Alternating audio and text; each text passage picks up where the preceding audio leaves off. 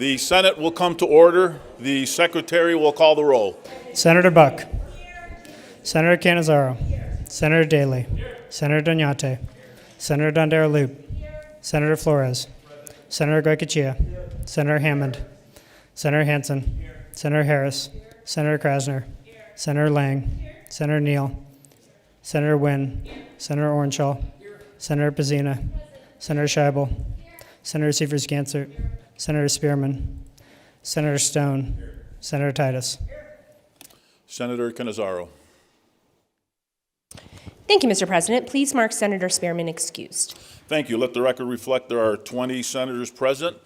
Please rise for the prayer by Member Steve Weiss from the First Church of Christ in Carson City, Nevada, and remain standing for the Pledge of Allegiance.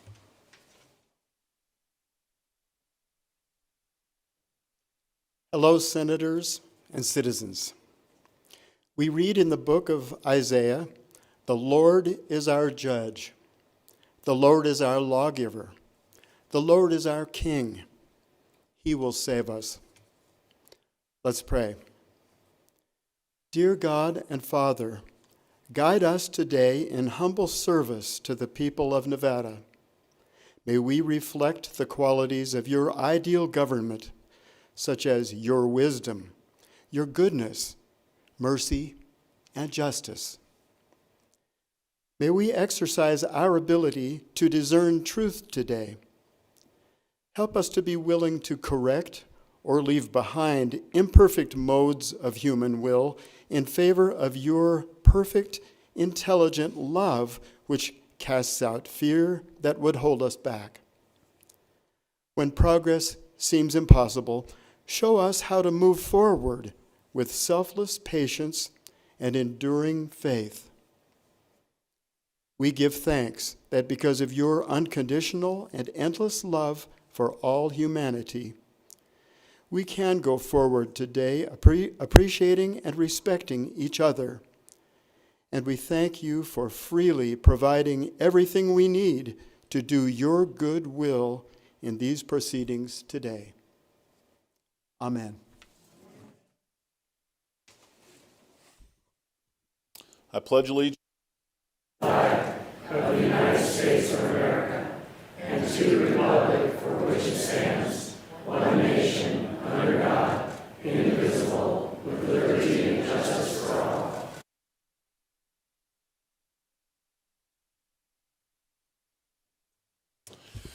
Order of Business 3, reading and approval of the journal. By previous order of the Senate, the reading of the journal is dispensed with, and the President and Secretary are authorized to make necessary corrections and additions. Order of Business 4, reports of committees. Mr. President, your Committee on Education, to which we referred Assembly Bills numbers 43, 73, 118, and 212, has had the same under consideration and begs leave to report the same back with the recommendation do pass. Signed, Senator Roberta Lang, Chair. Mr. President, your Committee on Finance, to which was re-referred Senate Bill number 237, has had the same under consideration and begs leave to report the same back with the recommendation amend and do pass as amended. Signed, Senator Marilyn Dondero-Loop, Chair. Mr. President, your Committee on Growth and Infrastructure, to which were referred Assembly Bills numbers 2 and 47, has had the same under consideration and begs leave to report the same back with the recommendation do pass. Signed, Senator Dallas Harris, Chair. Mr. President, your Committee on Health and Human Services, to which were referred Senate Bills numbers 445, Assembly Bills numbers 24, 40, 116, 136, and 215, has had the same under consideration and begs leave to report the same back with the recommendation do pass. Signed, Senator Fabian Doñate, Chair. Mr. President, your Committee on Legislative Operations and Elections, to which was referred Assembly Joint Resolution number 6, has had the same under consideration and begs leave to report the same back with the recommendation do pass. Signed, Senator James Orenshaw, Chair.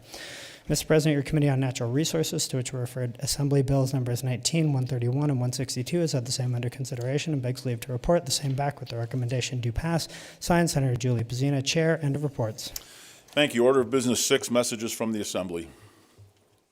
Assembly Chamber, Carson City, May 8th, 2023. To the Honorable Senate, I have the honor to inform your honorable body that the Assembly on this day passed Senate Joint Resolution number 5. Also, I have the honor to inform your honorable body that the Assembly on this day adopted Senate Concurrent Resolution number 4, signed Susan Furlong, Chief Clerk of the Assembly.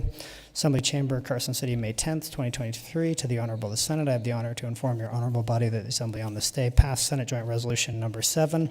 Also, I have the honor to inform your honorable body that the Assembly on this day passed as amended Assembly Bill number 464. Also, I have the honor to inform your honorable body that the Assembly on this day adopted Assembly Concurrent Resolution numbers 4 and 6, signed Susan Furlong, Chief Clerk of the Assembly. End of messages. Order of business 9, motions, resolutions, and notices. Senate Resolution 4, introduced by Senators Cannizzaro et al., inducting Richard Bryan into the Senate Hall of Fame. Whereas the Senate of the Legislature of the State of Nevada has established a Senate Hall of Fame whose members are selected by leadership from those past senators who have served with distinction and who have made exemplary contributions to the state of Nevada. And whereas Richard Hudson Bryan was born in Washington, D.C., but moved at a very young age with his family to Las Vegas, where he graduated from Las Vegas High School. And whereas Richard received his Bachelor of Arts degree from the University of Nevada, Reno, and his Bachelor of Laws degree from the University of California, Hastings College of Law. And whereas Richard served as a second lieutenant in the United States Army and became a captain in the Army Reserve, where he served in the Judge Advocate General Corps. And whereas in 1966, Richard was appointed to the position of Clark County Public Defender, the youngest public defender in the nation at that time. And whereas in 1968, Richard was elected to the Nevada Assembly, and in 1972, he was elected to the Nevada Senate, serving 4 years in the Assembly and 6 years in the Senate. And whereas during his 10 years as a legislator, Richard served as the chair of the Senate Education and Senate Taxation Committees and helped pass the Corporate Gaming Act, which expanded the gaming industry in this state. And whereas after completing his legislative service in 1978, Richard was elected Nevada Attorney General, where he worked to remove organized crime from Nevada's gaming industry. And whereas in 1982, Richard was elected as the 25th governor of Nevada, where he prioritized diversifying Nevada's economy and attracting new businesses to the state and served as president of the Council of State Governments. And whereas Richard was elected as a United States Senator, where he served until 2001, and during his tenure, he passed the Southern Nevada Public Lands Management Act and led the fight against the Yucca Mountain nuclear waste dump. And whereas Richard will be remembered for his resounding integrity, support of Nevada's gaming industry, and longstanding friendship with former Senator Harry Reid, now, therefore, be it resolved by the Senate of the State of Nevada that for his many years of devoted service to the state of Nevada as a member of both the Nevada Senate and Assembly, as the Nevada Attorney General, the Governor of Nevada, and as a member of the United States Senate, Richard Hudson Bryan is hereby inducted into the Senate Hall of Fame of the Legislature of the State of Nevada, and be it further resolved that this resolution becomes effective upon adoption. End of resolution. Thank you, Senator Cannizzaro. Thank you, Mr. President. I would move to adopt Senate Resolution number 4. Thank you. You heard the motion. Are there any remarks from the floor? Senator Cannizzaro. Thank you, Mr. President. I am today very deeply honored to welcome and, of course, beyond proud to open today's Senate Hall of Fame induction ceremony by saying a few words about former Senator Richard Hudson Dick Bryan. So where to begin is really the question. I mean, the list of titles alone is certainly overwhelming. Deputy District Attorney, Public Defender, Assemblyman, Senator, Attorney General, Governor, and United States Senator. We also cannot forget husband and father, colleague and friend, mentor, and of course, Gold Dust twin, a name given to Dick Bryan and Harry Reid during the 1969 legislative session as the two shared such bright political futures. Bright indeed, Senator Bryan's career in public service to Nevada spans more than 50 years and runs from Las Vegas to Carson City to Washington, D.C., and back again. As you're all aware, the Senate Hall of Fame was established to honor former members of the Senate who served with great distinction and did exceptional work for the people of the state of Nevada. I can think of no one who better meets those specific criteria than Senator Bryan. Senator Bryan was born in Washington, D.C., while his father was attending law school, but he is absolutely a native Nevadan. After growing up in Las Vegas, Senator Bryan, like his father, attended the University of Nevada, Reno, go Pack, where he met his future wife, Bonnie. They were married in 1962 and have 3 children, Richard Jr., and daughters Leslie and Blair. I am saddened that Bonnie is not here with us today, but I have no doubt that she is pleased to see this celebration of your incredible career and the life that you made together. After completing his military service as a captain in the Army Reserve, Senator Bryan attended law school, graduating from the Hastings College of Law with honors.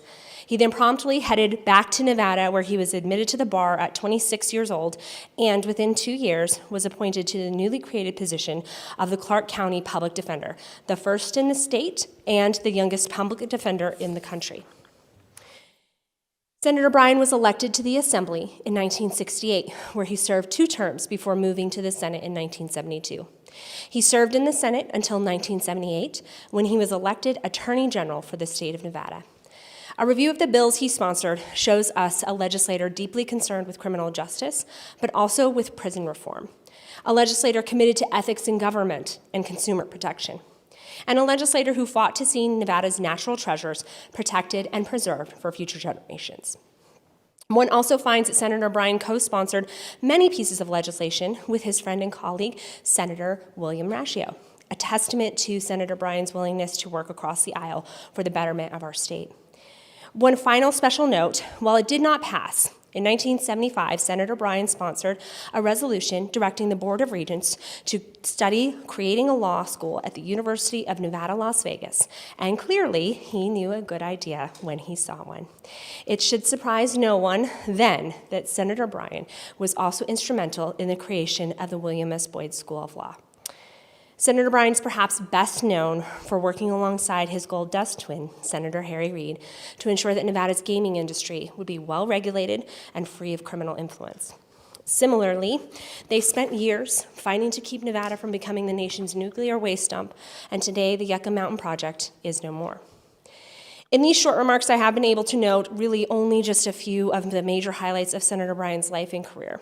His achievements are truly too many to count, but more importantly, I would like to finish by saying that Dick, this towering figure in Nevada politics for over 50 years, is above all a kind, humble, thoughtful, and generous man. I first met Senator Bryan when I was just 11 years old, and he may or may not remember this, and those of you who know Senator Bryan knows he might actually remember this.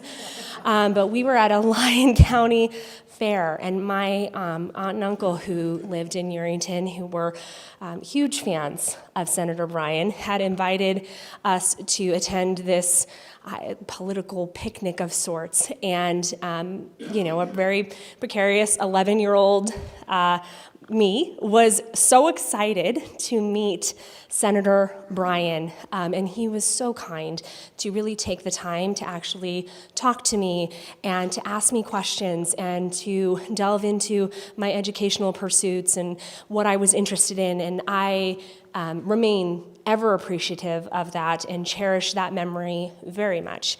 I actually was trying desperately this weekend, because I know I have it somewhere in a box that my aunt gave to me, a whole host of things from your legislative service and your run for governor, where my aunt was very supportive and loved having Senator Bryan.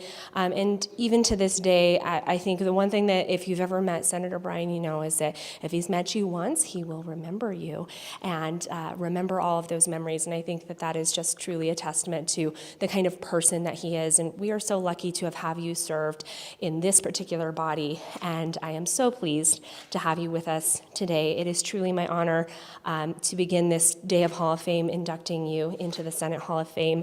And so I just want to say thank you for all that you have done for our state and for our nation and for every Nevadan that you have ever met and spoken with. I know that you have touched them and their lives in such a profound way. And so I just wanted to say thank you so much for being here with us. Thank you so much for your service. And with that, Mr. President, I would just urge my colleagues to support Senate Resolution number 4. Thank you. Are there any further remarks from the floor? Senator Severs-Gansert. Thank you, Mr. President. I too rise in support of Senate Resolution number 4. I met Senator Bryan when I first ran for election in 2004, and I gave him a call. It didn't matter that I was a Republican or that I was from the North. He met with me downtown Las Vegas, and we had a great conversation. I also had the pleasure of working at the University of Nevada, Reno for about 8 years, and the university wanted to honor him with a statute. So we worked very closely together to get an amazing statute. And if you've been on the campus of the University of Nevada, Reno, you'll know that there was only one statute for over 100 years, and that was John Mackey. The only other statute now is that of Senator Bryan. And we had the same artist do that. His name's Ben Victor, who did the Winnemucca statute. That's in the Capitol here and also in the U.S. Capitol. And when you see that statue, if you take the tour of the campus, if you go to the northwest end of the quad, you travel towards what's called the Student Achievement Center, and it resides right there. And around it, there are 6 benches. So one for each office that he served. And after listening to the bio, I realized we missed that he was the president of his 8th grade class. So,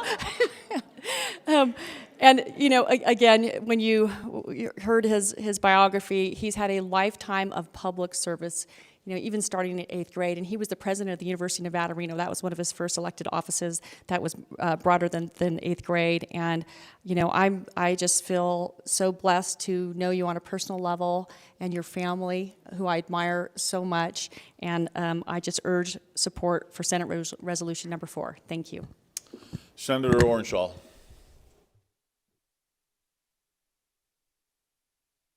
Thank you, Mr. President. I, too, rise in support of Senate Resolution 4. Of course, you know, where I practice law as a deputy public defender, we wouldn't have that office without Senator Bryan's courage to start the first public defender's office down in Clark County. So very, very proud of what he did there. And of course, one of my memories as a teenager growing up in Nevada is when the senator from Louisiana sponsored the bill that went from looking at, I think, 3 or 4 different sites for a high-level radioactive waste dump to just looking at one site, and Yucca Mountain. And I thought, wow, you know, we're a small state in population. They've passed this law in Congress. What are we going to do? How are we going to fight this? Senator Bryan led the charge. And I think a lot of folks around the country thought that it was an impossible fight. How on earth would we stop it? There's no high-level radioactive waste in Yucca Mountain today, and I believe we owe an immense debt of gratitude to Senator Bryan for leading the charge and making sure that he put Nevada's health, safety, our economy, and looked to what's best for us and now for the whole country. I think that now the rest of the country is seeing that it was a flawed plan to begin with. So I definitely thank Senator Bryan for everything he did, and I urge support. Senator Hammond. Thank you, Mr. President. I, too, rise in support of this measure. And I couldn't go without saying something. It's just in my nature now because, you know, when you see good, you got to say something about good. And I'm not going to talk about your accolades, I'm not going to talk about your positions or anything like that. I'm going to say this about the man. 2 things. One, we talk often about making sure we as Nevadans work together. And I've never met another person in my life, other than some of the other ones we'll be talking about today, but he's the first one I met who said, you know, he didn't have to say anything. I knew who he was. But yet he was willing to talk to anybody. As my colleague has said, it didn't matter. He's going to talk to you, and he wanted to know what he could do to help out as a Nevadan. That's number 1. Number 2, if there's anything that we all should learn, and especially those who are going to be here for many more years on the floor, working in this building, either here or in the assembly, you always have to bring everything down to that one person. And he always made everybody who he talked to made feel special. I don't care if it was my daughter who was 11 at the time or anybody he talks to. He always made you feel like you were the only person in the room for that 10 or 15 minutes that he wanted to talk to you. That's how you personalize politics, or in this case, personalize making sure that everybody's heard. And I think that everybody could learn a lesson. It's that lesson from that man, and that's why you're going to be successful in life. It was when you can actually talk to people on a one-on-one. He made everybody feel like I've got nothing else to do but talk to you. I don't need to know anything about anybody else except for you right now, and that is a testament to I think just your character. But you've taught that lesson to a lot of people, and that's why I rise in support of this. This is going to be a great day. Thank you. Senator Titus. Thank you, Mr. President. I, too, rise in support of this, and we've heard a lot of accolades on what Senator Bryan has done in the past and how his legacy, and now he's in the Hall of Fame. But let me say a little bit about what he has done for the future. I have 2 kids that go to the Richard Bryan Elementary School in Las Vegas, and they are so impressed with his history and the fact that he comes to the school. I wanted to think that my granddaughter ran for the student council there because of me, but no. She ran and is involved in student council because of Richard Bryan and his legacy and how important it is. So yes, he's done so much for our past, but what he's really done is install a future. So thank you. Senator Neal.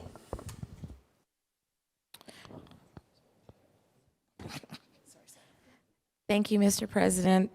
I wasn't planning on saying anything, but then I looked, and so Senator Bryan, you have been a part of my life since I was a child, and also a part of my father's life, who is no longer here. And you've always been extremely kind to me, and I've known you for a long time. And when I look at your legacy, it's been such a powerful legacy, and clearly there was destiny for your leadership, because the movement from the Assembly to the United States Senate, and how you've just remained a solid leader, a trusted leader in the state of Nevada, and everybody has always respected you from both sides of the party.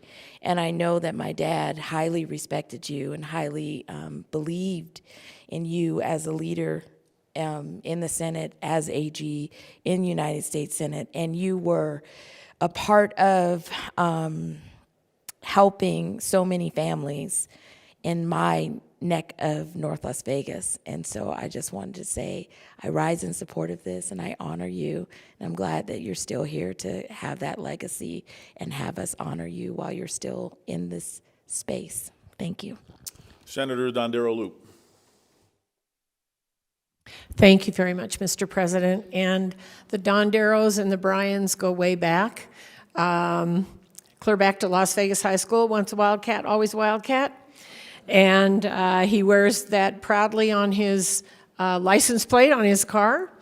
And knew both of my parents, of course. And as kids, one of us someplace along the line went to school with a Bryan, and I remember the house on Huntridge Circle Park. So you had to pass his house in order to go to the Huntridge Theater, which we did on Saturday afternoons generally. So coming this way, you had to pass our house to go to John C. Fremont or one of the other schools. So that was old Las Vegas, and we honor you and your legacy. We are so happy that you are a part of Nevada and Nevada history, and thank you so much for all you have done. I rise in support of SCR, or SR 4. Seeing no further remarks, all those in favor of the motion signify by saying aye. Aye. Opposed, nay. Motion is carried. The Senate Resolution number 4 is adopted. Senator Cannizzaro.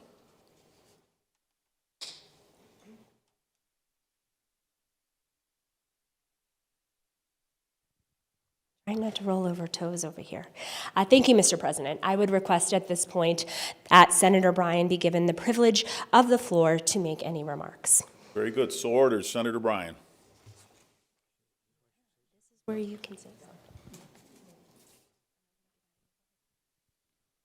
Well, thank you very much for the kind remarks. I am aware of what Lyndon Johnson, when he was introduced with such effusive praise, he said, you know, my father would have loved it, my mother would have believed it. So I am humbled. There are so many people to thank. None of us achieve our own objective without having wonderful people that provide.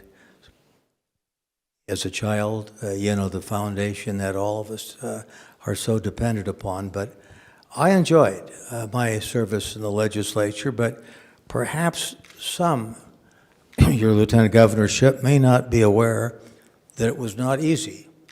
It's 46 years since I last served in the state Senate. And there were those that did not share the thoughts that so many of you have expressed and said today. But the timing and persistence, only one of them still survives. And I thank you for taking the opportunity to make this happen now. I've got my daughter here, my kids. My father used to say that each of us has an obligation to pay his or her civic rent. I don't know whether this is original with him, but and by what he meant is to contribute something to the community. Not everybody has to be an elected person. Not everybody everybody needs to be involved with politics per se. But that's a rule that I followed from my father's own example of try to give back to the community. It really was. So again, I accept the recognition. I appreciate the opportunity. When I came to the legislature, it was so long ago, we all were in the old Capitol building. Nobody had a secretary except the speaker and the majority leader in the state senate. There were no places where you could get a bite to eat. Nobody had an assigned secretary. We all met on the floor of the assembly, and we got, are you available today? And those were good old times. The state's population was about 400,000. Today, our state has 8 times that population. So when people are inclined to be critical of your efforts, you can't help but think how difficult and challenging it is today, because we've got 3.2 million people. I can't imagine how busy you are with 8 times the population that we dealt with. For those who could not make it today, I want to say that I believe that there's a period of forgiveness for all. I'm great for you to show up. And there's much more that we need to say about the honorees, and I'm delighted to be here with them. So thank you again, and I appreciate very much this honor, and I'm delighted to have my daughter here as a family member representing us. Thank you very much. Congratulations, Senator Bryan.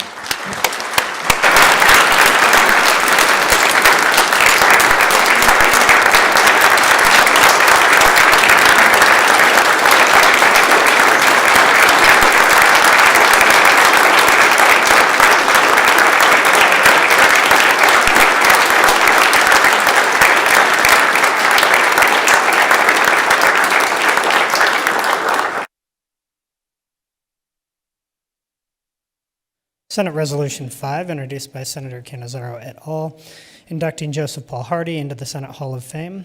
Whereas the Senate of the Legislature of the State of Nevada has established a Senate Hall of Fame whose members are selected by leadership from those past senators who have served with distinction and who have made exemplary contributions to the state of Nevada. And whereas Joseph Paul Hardy, better known as Joe, was born in Reno, Nevada, and graduated from Sparks High School, where he served as the student body president. And whereas Joe received his Bachelor of Science degree from the University of Nevada, Reno, before attending the School of Medicine at Washington University in St. Louis, Missouri, receiving a Doctor of Medicine degree, and served as a major in the United States Air Force for 9 years before beginning his career in private practice. And whereas outside of his service to the legislature, Joe served as a Boulder City councilman and mayor pro tempore, and enjoyed a career as a family physician and associate professor at Touro University, Nevada. And whereas in 2002, Joe was elected to the Nevada Assembly, and in 2010, he was elected to the Nevada Senate, serving 8 years in the Assembly and 12 years in the Senate, where his service extended to the Interim Finance Committee, the Legislative Commission, and nearly every Senate committee. And whereas during his tenure in the Senate, Joe served in leadership positions such as Minority Whip, Assistant Minority Leader, and President pro tempore. And whereas Joe was a champion of improving health care in Nevada and sat on the Committee of Health and Human Services every regular session that he served. And whereas Joe is known for being a dedicated and knowledgeable public servant who serves this state with humility, dignity, and unwavering commitment to the people of Nevada. And whereas in 2022, Joe was elected as mayor of Boulder City, where he continues his long career of public service, and where his eldest son, Joe Hardy Jr., had the distinct pleasure of administering the oath of office in his official capacity as a judge in the Clark County District Court.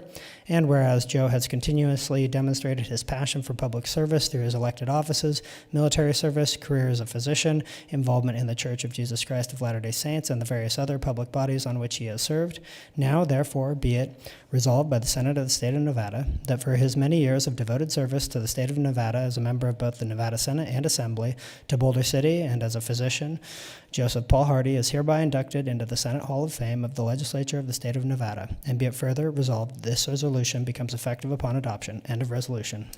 Senator Severs-Gansert.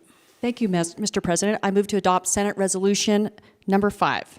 You've heard the motion. Are there any remarks from the floor? Senator Severs-Gansert. Thank you, Mr. President. It's my honor today to rise in support and introduce my good friend and former Senator Joseph Joe P. Hardy as 2023 Senate Hall of Fame inductee.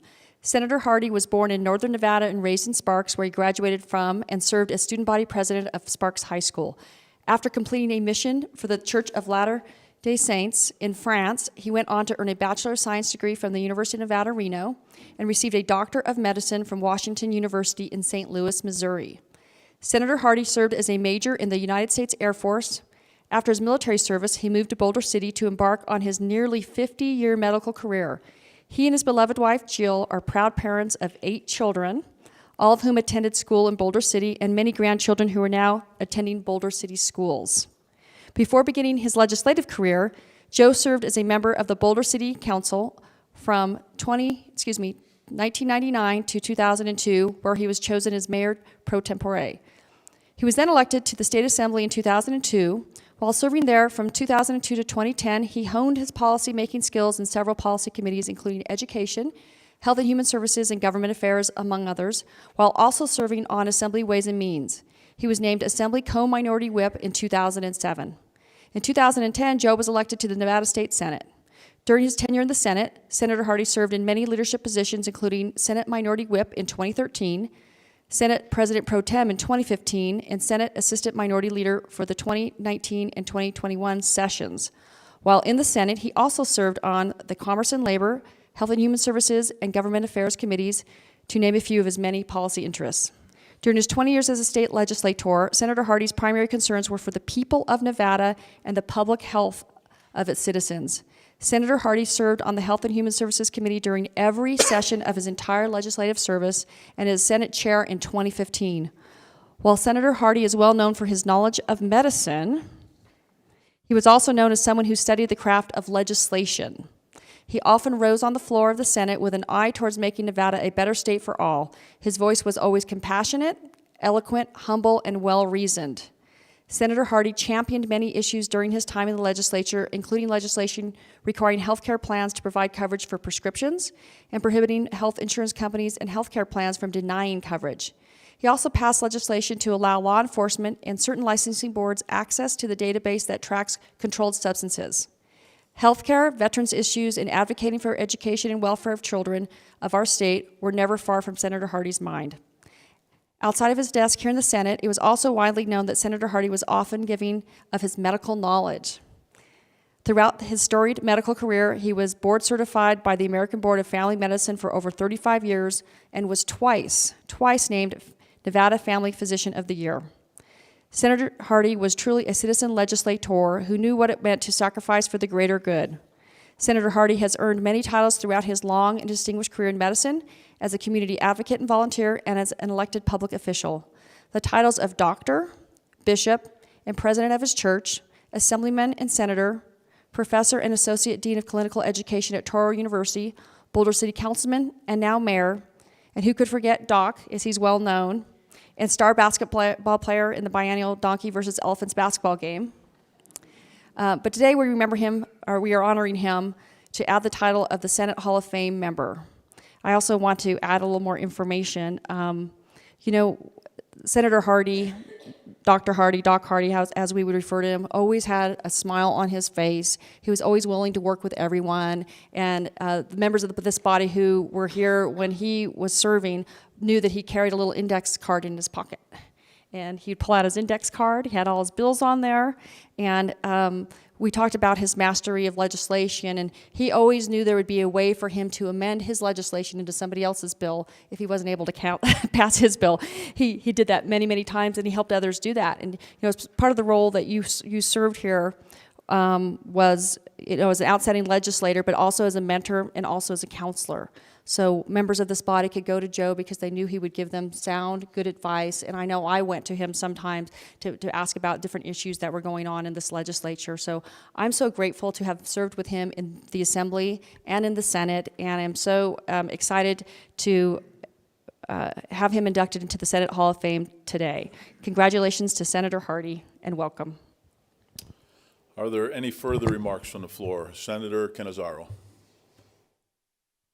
Thank you, Mr. President. I rise in support of Senate Resolution number 5, and just am so pleased to have with us who I think we all refer to as Doc Hardy here in the Senate. And it really has always been a pleasure. He has been here with me for my tenure during my service here, and I think have always been amazed and very appreciative of his willingness to come to the table and talk about pieces of legislation, whether they were his own or whether they were something that you were running or something that was coming through, Health and Human Services. And I know that he worked very hard to make sure that we could get the legislation to a good place, and was always willing to do that. And I think that speaks volumes to the kind of public servant that he is, and have always been very grateful for his willingness to do just that.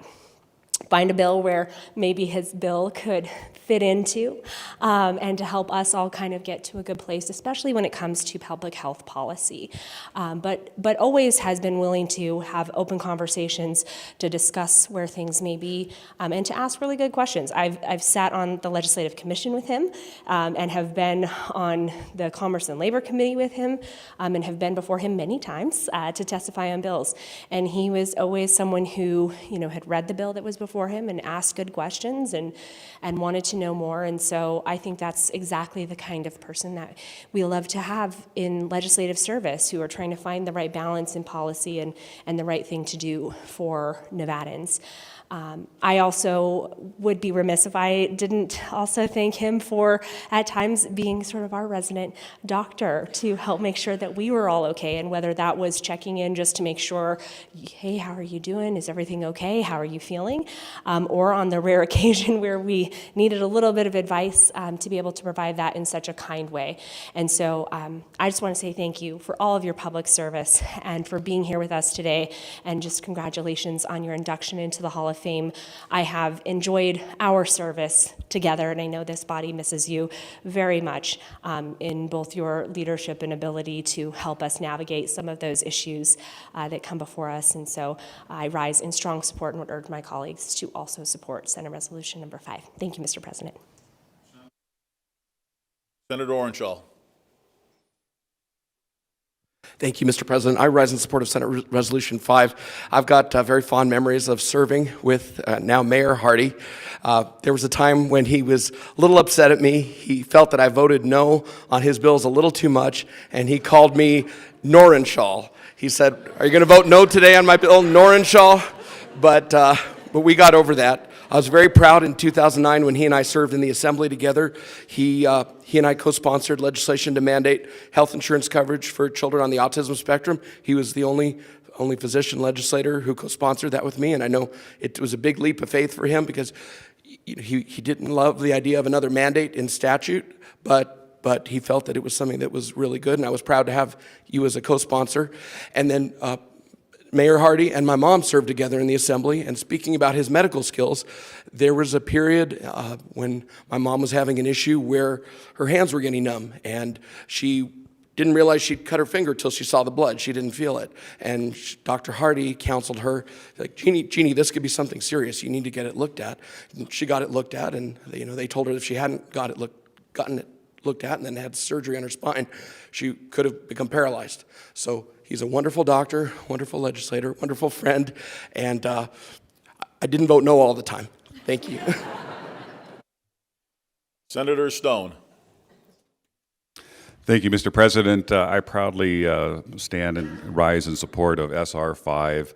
As many of you know, I'm kind of new to the Nevada environment here, and my district is mostly was Senator Joe's district. And as I was walking door to door and talking to people, you think we'd be talking about taxes and other issues of the day, but the most common reaction I would get was about the love for Senator Joe Hardy and what he meant to the community, not only as a member of the church, as a veteran, serving in the legislature, serving in local government.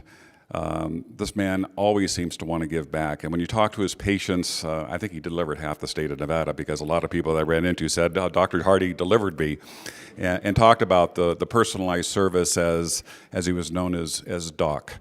a general practitioner that saw people with all different ailments. He made all of his patients feel worthy and important. And for those of you that are as old as I, you might remember a TV show called Marcus Welby, MD. This is our Marcus Welby, MD here in Nevada. It's because every patient was very important to him.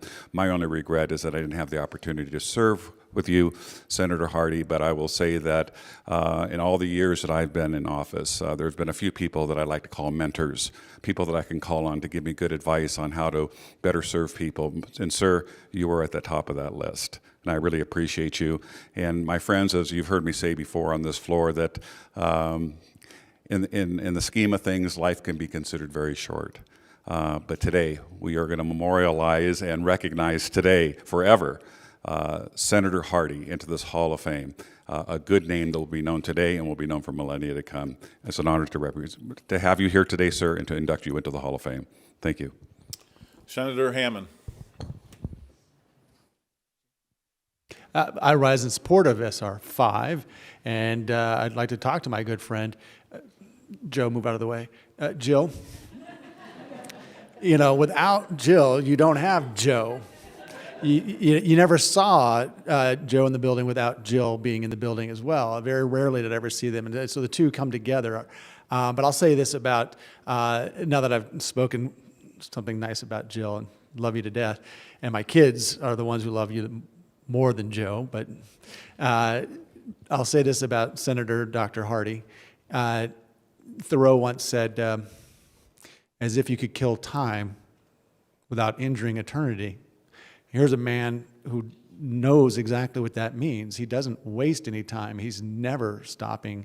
He just keeps going. That card that you would pull out with all your bills on it, it'd have all his bills on it, but it wasn't only his bills, as we know. He'd farm out a 7, 8, 9, 10 bills. We're only allowed, how many are we allowed? Like 20 bills, and he'd have about 35 bills out there because he never wasted any time. And so he was farming them out, and they'd come by and they'd check in. How's your bill? He was nice enough to call it my bill, but like, how's your bill? And so that's the guy who just understood that you can't waste time. You got to keep going. I mean, he always talked about how old he was. You know, I'm long in the tooth, I'm really old, and now what does he do in retirement?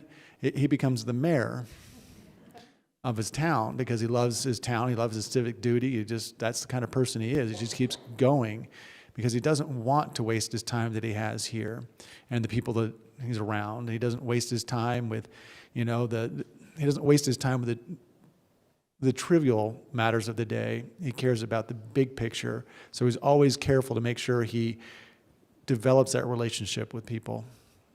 You know, again, if you look at the character of good, honest, civic-minded elected officials, they have something in common. They care about the person and make that person feel like the most important person of that moment.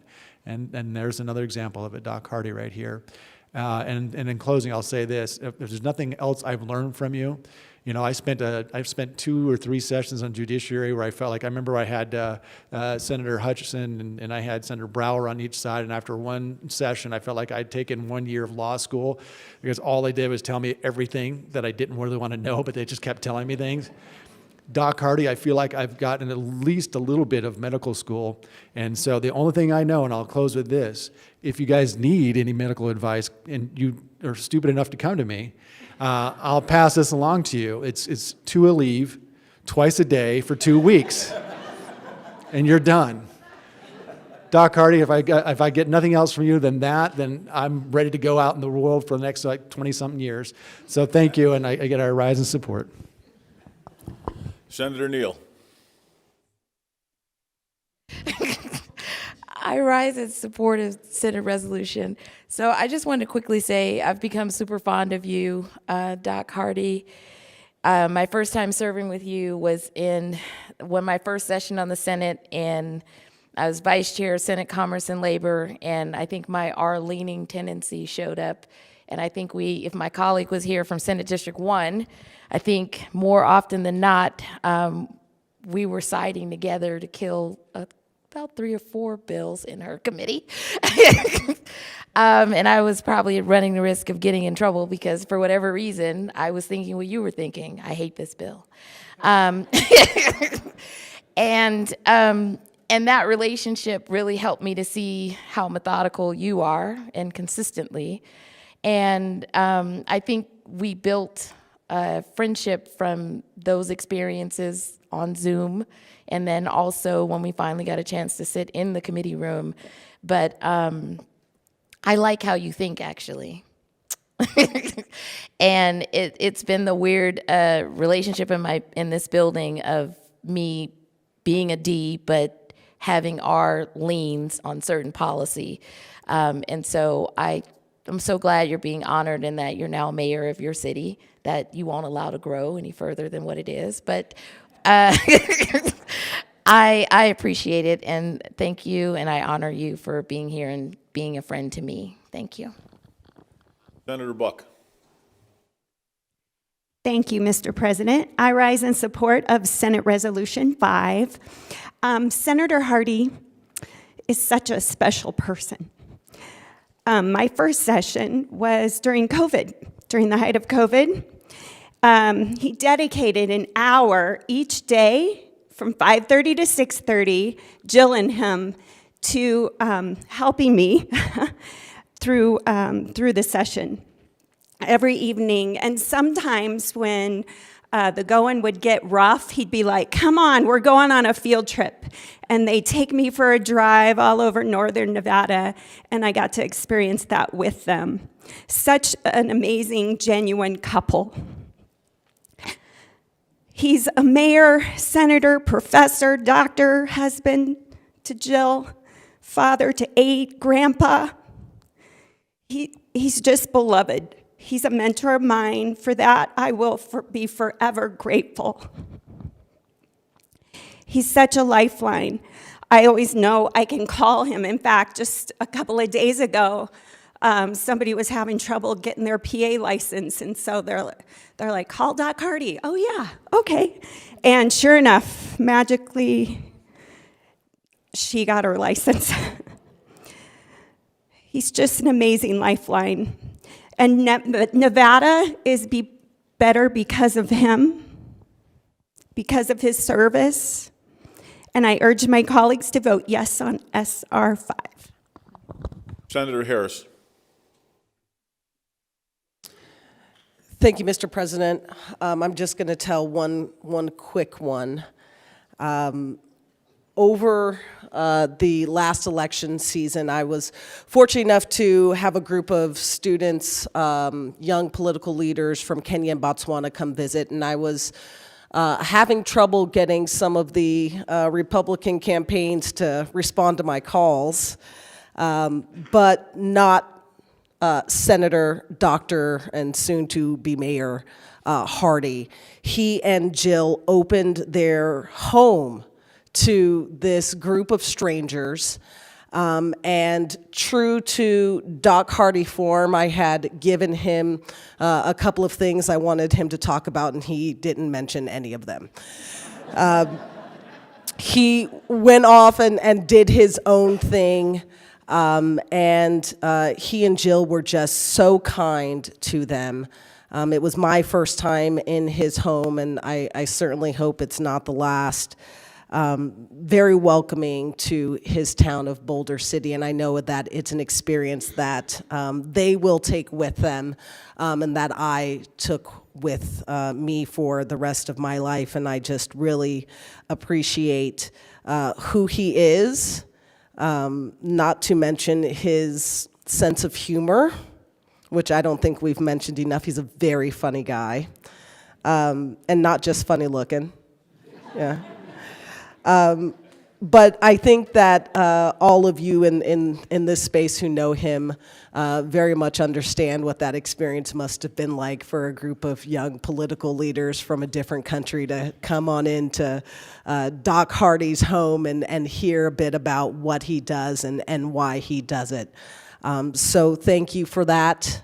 I appreciate you, and congratulations. Senator Gokachia. Thank you, Mr. President, and you all know this won't be lengthy. I rise in support of SR 5, but Joe and I came here together in '02, and I'm just going to thank him. He was confident. I could go to him when I needed help, and he's the one that even said, hey, maybe you better go see a doctor. You're having a heart attack back, again, Joe, I can't thank you enough. It didn't matter what the issue was. If I had an issue, I would go to him, and if he had an issue, he'd come to me. It's an honesty you don't really see all the time in this chambers. So, Joe, I thank you, and you definitely earned what you've got. Thank you again. Thank you all. Seeing no further remarks, all those in favor of the motion signify by saying aye. Opposed, nay. Motion carries. Senate Resolution 5 is adopted. Senator Cannizzaro.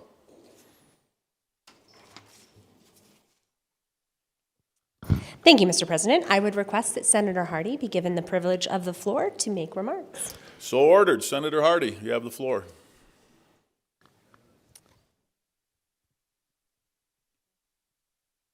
So my wife, this is all about her. My wife, so Jill, this is what she said to me when I was getting up to solve somebody else's problem. She said, she put her hand on my leg, preventing me from arising, and said, "It's not about you." And that is true. It really isn't. It's about all of us working together and being together and enjoying each other's company, etc. What Jill and I, again, it's not about me. What Jill and I, we decided that when we die, our kids will come to the funeral. So we decided to have a pre-funeral. And that way, they didn't have to come to the real one. If they came to the free funeral, they got a pass. And so far, it's worked out very well. So we took one step further, and we had to get a picture taken, and so I called it our obituary picture, because you have to have one of those for the newspaper. So we've done everything we can in order to avoid this particular moment. But I would thank all of you individually and collectively for your willingness to do this process and to support those who are doing the process. And I'm grateful for the concept of forgiveness that you have forgiven me for. Thank you. I love people, and I enjoy helping, and I've been very blessed to be involved with this process in my home state. And I'm grateful for the associations that I've had. So thank you very much, and may the Lord bless you all. Thank you. Congratulations, Senator Hardy.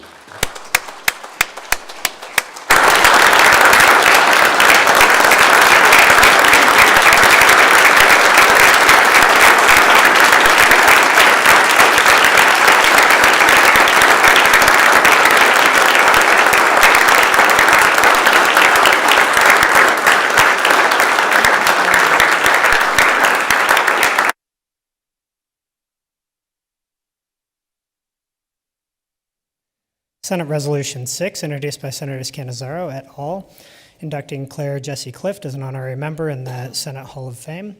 Whereas Claire J. Clift was born in Reno and raised in Carson City, where she graduated from Carson High School and Western Nevada College, and afterward worked for 11 seasons for the United States Forest Service in North Fork, Idaho, where she met her husband Jim, a whitewater rafting guide, and learned that one's survival depends on self-reliance and the ability to make tough decisions. And whereas, as a fifth-generation Nevadan, her ancestry includes great-great-grandfathers who were pioneer settlers, one of whom Daniel Clark Simpson established a trading post and served as an assemblyman in 1871. Another, William George Harris, who was a miner who helped build the Sutro Tunnel, and her great-uncle, Forrest Lovelock, and Uncle Co. Swab, who both served in the Senate, and her grandfather, Hugo Quillisi, who served as mayor of Reno. And whereas Claire's state service began in the Nevada Senate as a committee secretary for the Senate Committee on Natural Resources in 1987 and 1989, where she learned the legislative process and experienced the in-depth vetting of bills through testimony, discussion, and amendment. And after a brief time away, she returned to the Senate as the media clerk under the tutelage of then Secretary of the Senate Jan Thomas, and in this position helped develop and improve computer programs as the liaison for information systems to assist the legislature as it entered the 21st century.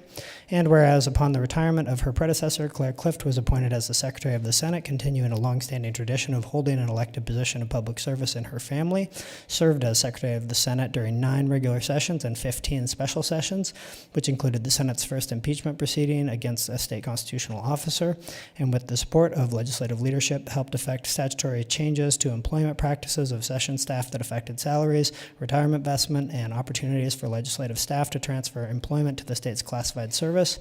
And whereas Claire's public service extended beyond Nevada, serving on 2 Mason's Manual commissions with the National Conference of State Legislatures as co-chair and chair, shepherding the manual to its decennial revision with the 2020 edition of Mason's Manual of Legislative Procedure, as well as being active in the American Society of Legislative Clerks and Secretaries, where she chaired multiple committees and served 2 terms on the ASLCS Executive Committee.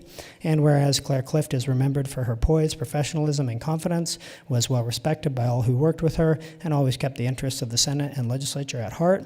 And whereas the Senate of the Legislature of the state of Nevada wishes to recognize Claire J. Clift for her dedicated service and vast knowledge of parliamentary procedure, now, therefore, be it resolved by the Senate of the state of Nevada that Claire Jessie Clift, for her decades of devoted service to the state of Nevada as Secretary of the Senate, is hereby inducted as an honorary member into the Senate Hall of Fame of the Legislature of the state of Nevada, and be it further resolved that this resolution becomes effective upon adoption. End of resolution. Senator Cannizzaro. Thank you, Mr. President. I would move to adopt Senate Resolution number 6. You've heard the motion. Are there any remarks from the floor? Senator Cannizzaro. Thank you, Mr. President. It is my great pleasure to have the honor to introduce former Secretary of the Senate, Claire J. Clift, as a new honorary member of the Senate Hall of Fame.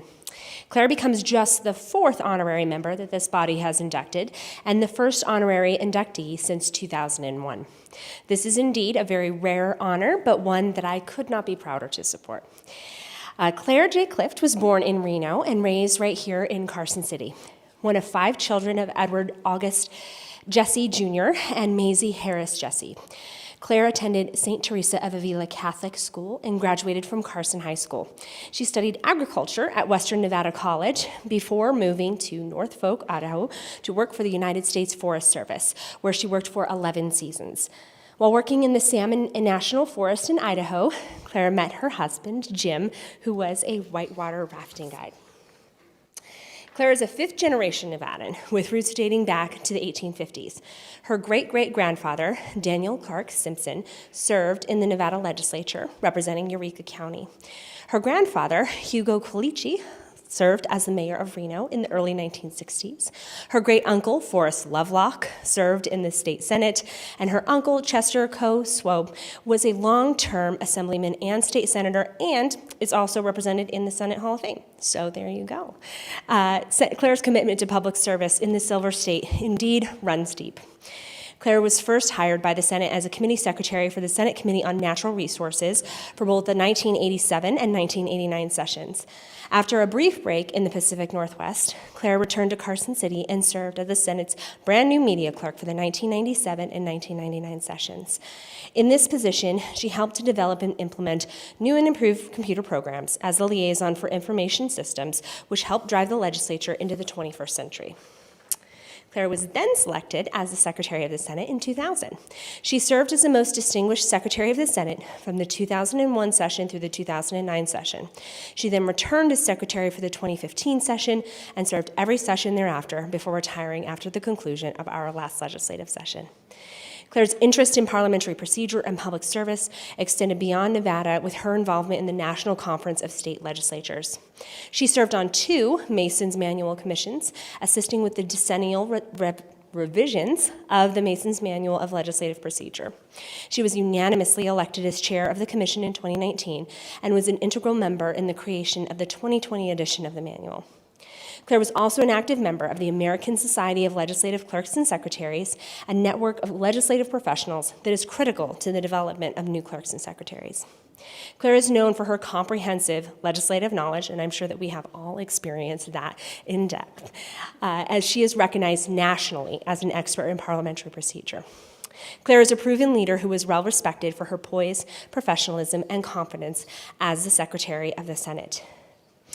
I first got to work with Claire in sort of a very fast fashion in 2019, and I have to say that I think as much as she may be glad to not have to do every single day with all of us, we truly do miss having you in the Senate, because I know that I had to learn a lot very quickly, and you were right there with me to make sure that everything that needed to get done got done, and there was never a question about parliamentary procedure that Claire was not either able to answer or was correcting us as we were doing on the floor of the Senate in the incorrect fashion. And so luckily she was there to save us from ourselves in a lot of ways and to make sure that we were doing things correctly. And in summary, I just want to note that you've tirelessly dedicated yourself to the betterment of this body and the citizens of the state. I truly am grateful for the time that we got to spend together working. I know that I learned an immense amount of knowledge from you, both in parliamentary procedure and also, just how we should be acting in this body and how we should, be respecting the institution of the legislature. And I think that's a testament to your dedication and service. And so I want to say thank you.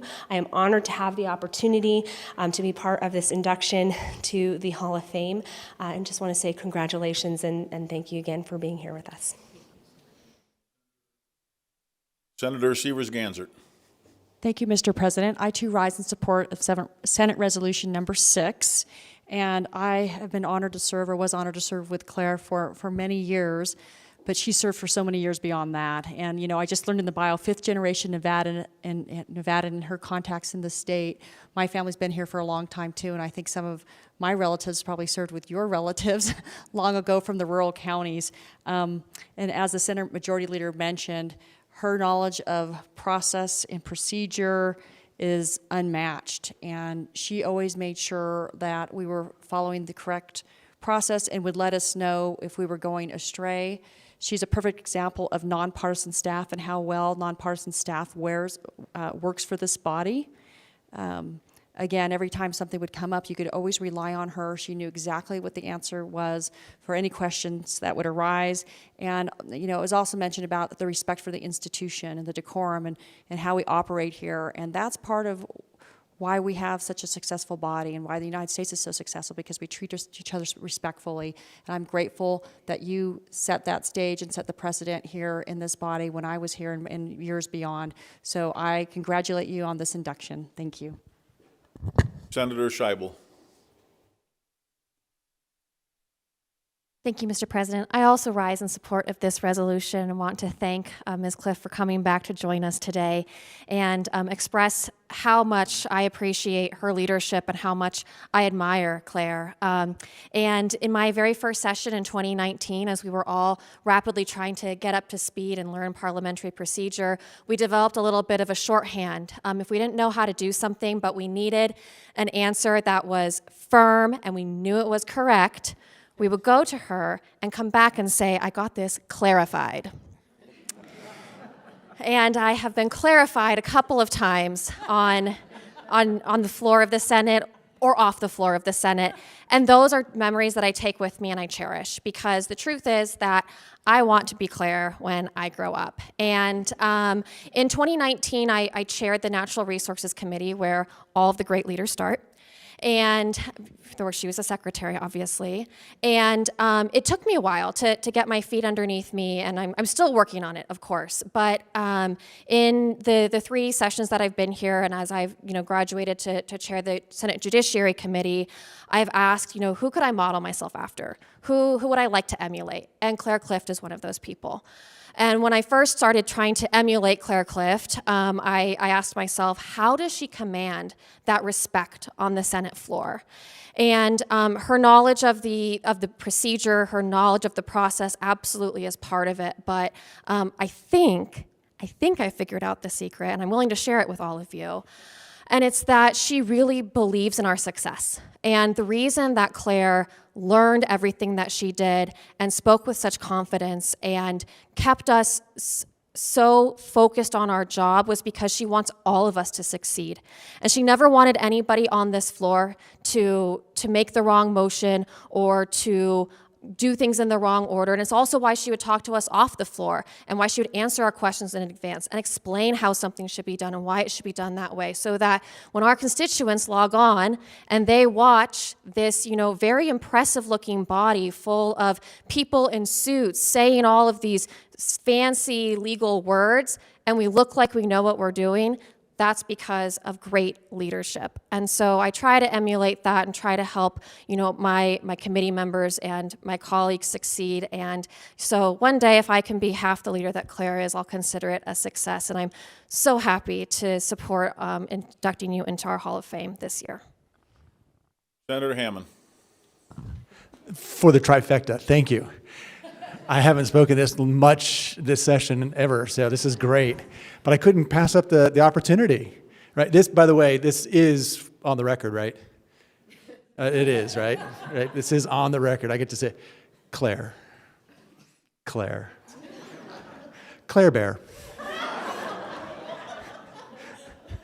This is on the record. Thank you. This. I've been looking forward to this moment for a very long time. I've got the floor now. You can't cut me off. You are the model of decorum. You are the clarifying voice, which is why I made you my project. I thought if I can break this woman, I will have achieved something in my lifetime.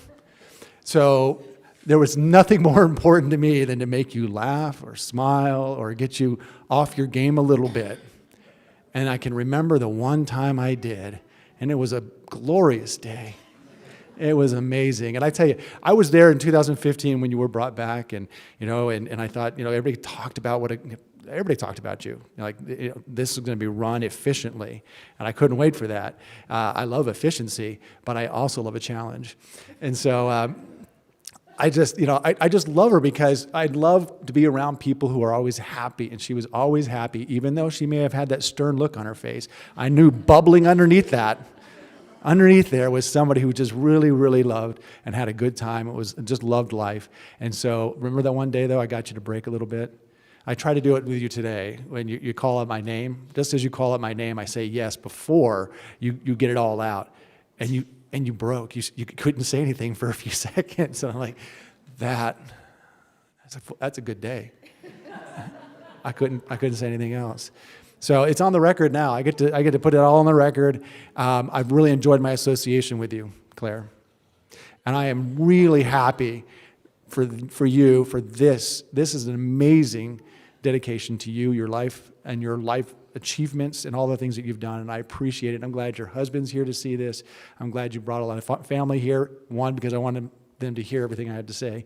But two, this is an amazing thing. So it's a good day for me. I'm enjoying today. I've got a lot of good people around here, and it's fun to talk to all these folks that I've been in had these associations with over the last 14 years. So congratulations, and I am in support of, what is it, 6? Are we at SR 6? Is that on the Claire Bear measure? Thank you very much. Senator Harris. Thank you, Mr. President. For those of you who don't know, my colleague from District 18 is super excited because he never would have gotten away with Claire Bear when she was on the other side of that desk. I was appointed in 2018 in December, which is just a couple of months before session started, and I knew absolutely nothing. I didn't have a Twitter account. I didn't know what a BDR was. Thank you, Renee. And during the training, which I had missed a couple of, I was sitting in the back on the floor, and the very first time that I was called senator in this chamber was by Claire Clift. And that is when it becomes very real for you. She taught me how to press the buttons that we don't even have anymore. And I can only imagine how many other senators who have come through this body have had the same experience, where Claire set the tone for what your service was going to look like. My very first time on this floor, it was a very empty chamber. It was me and maybe, I don't know, 2 other senators, and Claire Clift showing us how it was to be done. And so personally, I hope that I've made you proud in the last couple of sessions, and we miss the heck out of you. So congratulations. I can't think of a better person to bestow this honor upon. I'm glad I could be here to share it with you. Thanks. Senator Orenshaw. Thank you very much, Mr. President. I rise in support of Senate Resolution 6. I think the first memory I have of working with Claire was the 2015 session when I was serving over in the Assembly. It's about 11:56 p.m., right before sine die, and I'm running across with a conference report, and she's doing her best to try to help me. We're having an issue with transmitting everything back and forth. We're trying to save this bill that finally, after much, much work, I got everyone to agree on, both houses, and I'll never forget how wonderful you were trying to help me iron out that problem with the conference report and try to get that bill through. I certainly remember how whenever there was a question about parliamentary procedure or interpretation of the Mason's Manual, once Claire gave her ruling, there was no question of appealing beyond that. That was a final ruling, and it was wonderful, at least knowing that was the ruling, and that was where we needed to be in terms of parliamentary procedure. I love some of our conversations about Nevada history and about your service to the state and service to the Senate. I remember one conversation in particular where you mentioned that during breaks in Senate floor sessions, Senator Raggio would sometimes pick up the microphone and sing to the chamber. And I don't think any senator has picked that up since then, but it was wonderful hearing about that. And don't worry, I'm not going to sing today, so I'm not inspired to do that, but it was a pleasure serving with you, and definitely tremendous contribution to our state. Okay, seeing no further remarks, all those in favor of the motion signify by saying aye. Aye. Opposed, nay. Motion carries. Senate Resolution number 6 is adopted. Senator Cannizzaro. Thank you, Mr. President. I would request that Clara Clift be given the privilege of the floor to make any remarks. So ordered. Secretary Clift.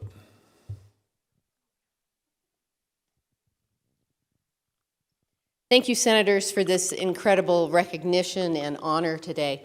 And also, congratulations to Senator Bryan and Senator Hardy for sharing this day with me. I really appreciate it. Being the Secretary of the Nevada Senate has been a terrific and awesome career. As a person who values fairness and rules, I can't think of a better life's profession. I wouldn't be here today as your secretary without the trust and support of the Senate's majority and minority leaders throughout the years, former Senators Raggio, Titus, Roberson, Ford, Atkinson, Settlemyre, and the Senate's current majority leader, Senator Cannizzaro. Our rules state that the secretary answers to the majority leader, but for me, all of you in this chamber were my majority leaders, all 21 of you. You were what mattered, the institution, the body of the Senate, and that was my charge. To stand here today is to stand on the shoulders of a multitude of talented and loyal legislative staff, from the Senate's front desk and office staffs, sergeant-at-arms, leadership staffs, administrative services and support staffs, committee staffs, proofreaders, and especially my mentor, former Secretary Jen Thomas, and former and current senior staff, Mary Jo Mongelli, Shirley Hammond, Susan Whitford, Jane Gill, Janine Wittenberg, Sherry Rodriguez, and Liz Texera. All of the Legislative Council Bureau's competent divisions and units that worked with the Senate throughout the bienniums to make sessions successful. to the other House's staff who have been generous partners in this legislative journey. And personally, I'd like to thank my past confidants and colleagues, former Director Rick Combs, former legal counsel and current Director Brenda Erdos, and Chief Clerk Susan Furlong. When times got difficult and sometimes messy, they were there for me to confide in and seek advice from. It has been such a privilege for me to stand in this chamber and listen to you debate. You've made me laugh, and you've made me cry, and you've made me stand in awe of your courage to take on the most difficult matters and responsibilities as senators for the people of this great state. You have made me blessed and grateful to be a part of your legacy, and I thank you very much. Congratulations, Secretary Clift.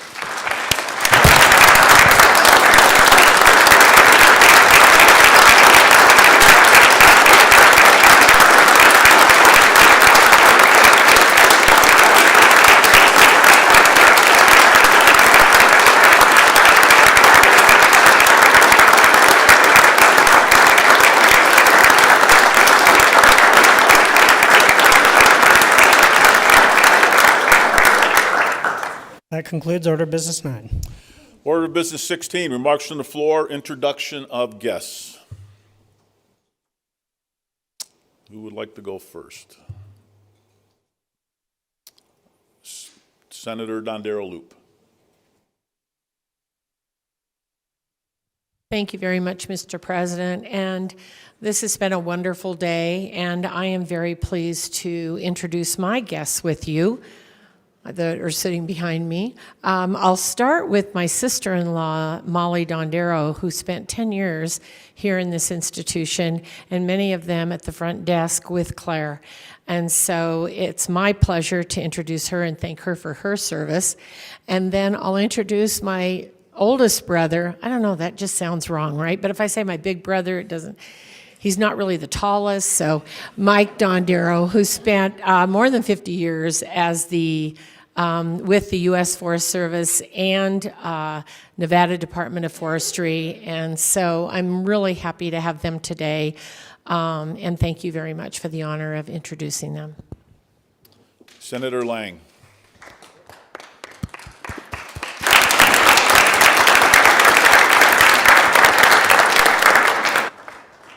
Now I can see you, Mr. President. I'd like to introduce my three guests I have with me today. Marlene Lockhart, please stand. Daughter to Senator Bryan, Leslie Bryan, and Senator Bryan's good friend, John Jelkovich. I probably said that wrong. Was I close? Really close. Oh, good. Please give them a warm welcome.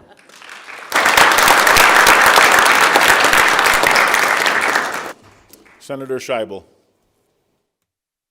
Thank you so much, Mr. President. I'd like to introduce my guests on the floor this afternoon. Yes, I have Rhett Jesse and Tammy Jesse with me from Ms. Claire Cliff's family, and we are so excited to have them. Please help me make them feel welcome.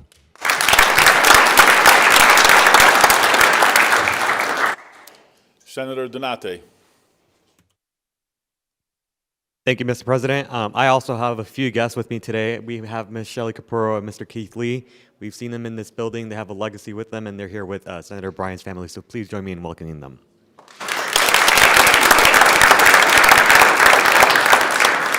Senator Gokachia. Thank you, Mr. President. I have with me, it's a great honor, please stand, County Commissioner Jim Gibson. I'm sure you all know him far better than I did before we got here today, but it's a great guy to talk to. Please make him feel welcome.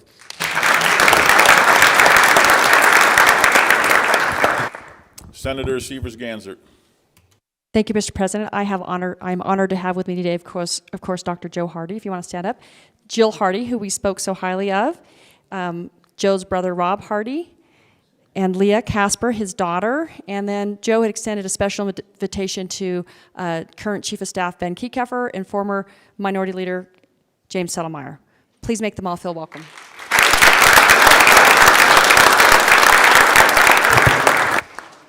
Senator Titus. Thank you, Mr. President. I'm honored to have with me first Blaine Osborne. Blaine was a integral part of the Joe and Jill group, and he actually made it work. He seldom gets credit, these assistants, but he was the one who would bring bills to us that Doc Hardy may want us to sign on to or not. And so please give a warm welcome to Blaine Osborne. I also have with me Mike Archer. Mike is one of those guys that does all the hard work in the background. So Mike was a proofreader in the finance department from 2003 to 2021. So he also one of the many folks who makes this place work. So thank you for that. And then finally I have Jacqueline Wynn. And Jacqueline Wynn is a member of the AMA Alliance Insurance Company that helps protect all physicians' families and all. So thank you her very much for being here today. Thank you all.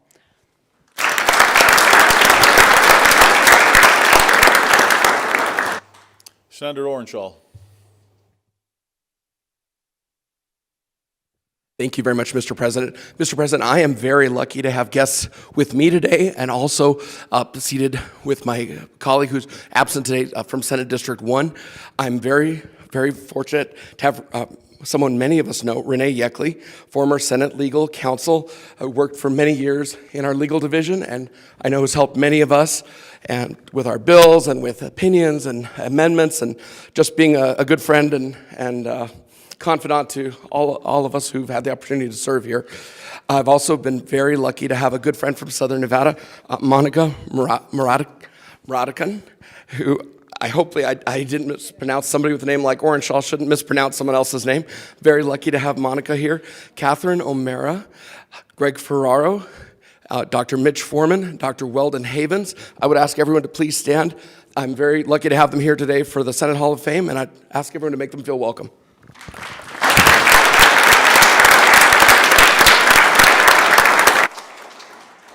Senator Harris.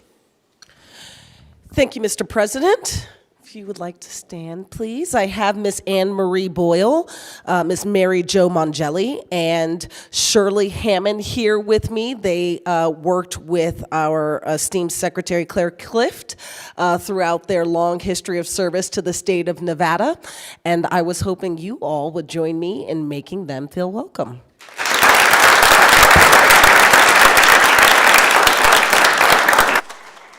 Senator Stone.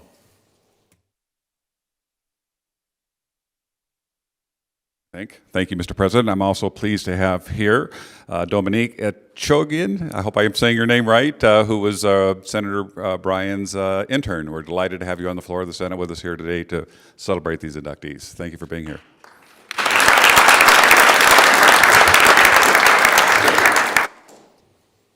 Okay, seeing no further, we do have further remarks. Senator Cannizzaro. Thank you, Mr. President. And I just wanted to introduce some of the guests that I have with me here on the floor today. I, of course, am honored to be joined by Senator Bryan here today, and also by Linda Gibbons, who is here with him and his significant other. And so we just want to make them both feel welcome here in the chamber. And then I have on this side of me, Claire Clift, of course, one of our inductees, and her husband, Jim, who we've all heard so much about, and then her sister, Helene Morris. If you could please make them all feel welcome.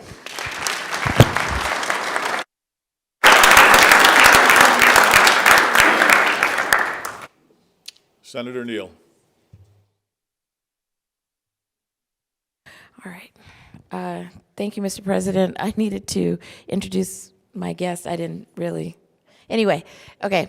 So they work for the front desk. So this is Susan Whitford, Diana Jones, and Janine Whitmer, who worked at the front desk with Claire.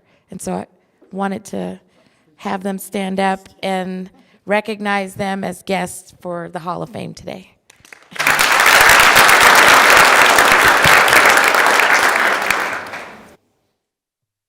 Okay, seeing no further remarks, we will take a recess to allow our guests to exit the floor.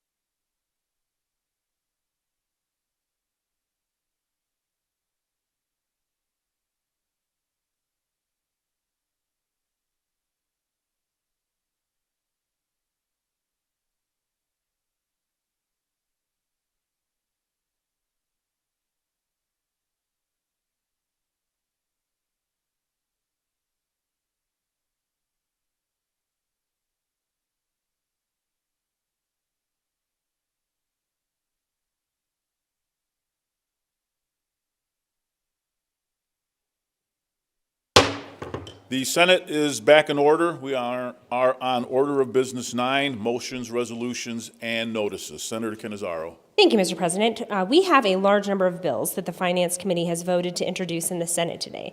In the interest of time, the Secretary will read all these bills for introduction consecutively.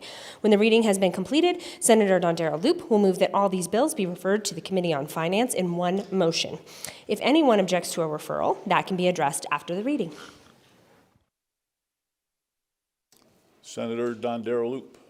Oh, so who's going to? Oh, Senator Cannizzaro. Okay. Thank you, Mr. President. I also move that Senate Bills numbers 159, 167, 275, and 452 be taken from their positions on general file and placed on general file for the next legislative day. Okay, if there are no objections. Oh, you want to vote? Okay.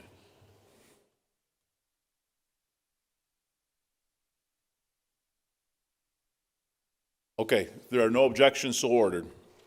Senate Concurrent Resolution 5, introduced by Senator Lang, urges the expansion of comprehensive cardiovascular screening programs and directs the Joint Interim Standing Committee on Health and Human Services to conduct a study concerning such programs. End of resolution. Senator Lang.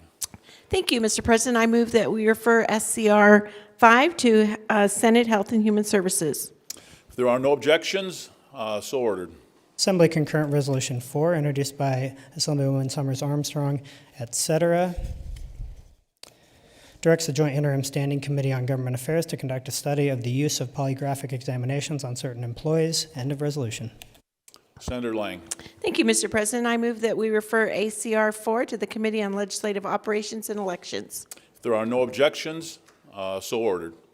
Assembly Concurrent Resolution 6, introduced by Assemblywoman Summers Armstrong, etc., directs the Joint Interim Standing Committee on the Judiciary to conduct a study relating to battery, which constitutes domestic violence. End of resolution. Senator Lang. Thank you, Mr. President. I move that we refer ACR 6 to the Committee on Legislative Operations and Elections. If there are no objections, so ordered. That concludes Order of Business 9. Order of Business 10, introduction, first reading, and reference. Senate Bill 477 by Finance makes various changes relating to the Department of Tourism and Cultural Affairs. Refer to same. Senate Bill 478 by Finance makes a supplemental appropriation to the Office of the Secretary of State for an unanticipated shortfall related to credit card processing fees. Refer to same. Senate Bill 479 by Finance makes a supplemental appropriation to the Department of Indigent Defense Services for an unanticipated shortfall to fund costs in excess of the maximum contribution amounts of counties for the provision of indigent defense services. Refer to same. Senate Bill 480 by Finance makes a supplemental appropriation to the Division of Forestry of the State Department of Conservation and Natural Resources for an unanticipated shortfall relating to firefighting costs. Refer to same. Senate Bill 481 by Finance makes an appropriation to the Office of Finance and the Office of the Governor for the reimbursement of counties for costs in excess of their maximum contribution amounts for the provision of indigent defense services. Refer to same. Senate Bill 482 by Finance makes appropriations to and authorizes the expenditure of money by the Office of the Attorney General for the replacement of ballistic vests and for licenses to upgrade the computer operating system. Refer to same. Senate Bill 483 by Finance makes appropriations to the Office of the Secretary of State for the purchase and replacement of computer hardware and associated software and certain equipment. Refer to same. Senate Bill 484 by Finance makes appropriations to and authorizes the expenditure of money by the Office of the Secretary of State for the cost of certain audits, voter education materials and outreach, signature verification services, and certain systems. Refer to same. Senate Bill 485 by Finance makes appropriations to the Office of the Secretary of State for costs related to the Office's business registration and filing system, internet website, and information security. Refer to same. Senate Bill 486 by Finance makes appropriations to the Nevada Promise Scholarship Account and the Millennium Scholarship Trust Fund. Refer to same. Senate Bill 487 by Finance makes an appropriation to the Department of Indigent Defense Services for the replacement of computer hardware and associated software. Refer to same. Senate Bill 488 by Finance makes appropriations to the Peace Officers Standards and Training Commission for the replacement of certain systems, furniture, vehicles, and computer hardware and associated software. Refer to same. Senate Bill 489 by Finance makes appropriations to the Department of Taxation for information technology projects and equipment, employee training, and money counter machine and a money counting machine. Refer to same. Senate Bill 490 by Finance makes appropriations to the Nevada Gaming Control Board relating to information technology. Refer to same. Senate Bill 491 by Finance revises provisions related to the Department of Business and Industry concerning information technology. Refer to same. Senate Bill 492 by Finance makes appropriations to the Department of Conservation and Natural Resources for the replacement or purchase of certain information technology, vehicles, and equipment. Refer to same. Senate Bill 493 by Finance makes appropriations to and authorizes the expenditure of money by the Department of Health and Human Services for the replacement or purchase of computer hardware and associated software, data lines, and software licenses, refer to same. Senate Bill 494 by Finance makes appropriations to and authorizes the expenditure of money by the Division of Health and Healthcare Financing and Policy of the Department of Health and Human Services for the replacement of purchase of computer hardware and software, a certain database, and centralized credentialing process, refer to same. Senate Bill 495 by Finance makes appropriations to and authorizes the expenditure of money by the Division of Child and Family Services of the Department of Health and Human Services for the replacement of computer hardware and associated software, equipment, and vehicles for deferred maintenance projects, refer to same. End of finance bills. Senator Dondero Loop. Thank you very much, Mr. President. I move that Senate Bills numbers 477 through 495 be referred to the Committee on Finance. If there are no objections, so ordered. Senate Bill 496, introduced by Senators Lang, Hammond, and Severs-Gansert, and Assemblyman C.H. Miller, revises provisions relating to the film industry. End of bill. Senator Dondero Loop.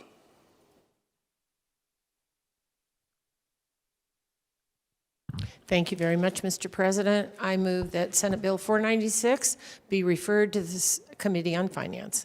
If there are no objections, so ordered. Assembly Bill 464, introduced by Ways and We get a Means. 1 minute recess.